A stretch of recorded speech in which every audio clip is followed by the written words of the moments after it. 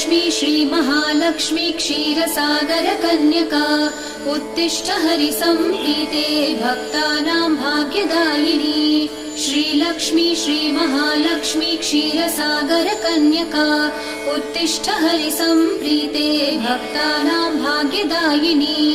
उत्तिष्ठोत्तिष्ठ श्रीलक्ष्मी विष्णुवक्षस्थलालये उत्तिष्ठ करुणापूर्णे लोकानां शुभदायिनी। उत्तिष्ठोत्तिष्ठ श्रीलक्ष्मी विष्णुवक्षस्थलालये उत्तिष्ठ करुणापूर्णे लोकानां शुभदायिनी।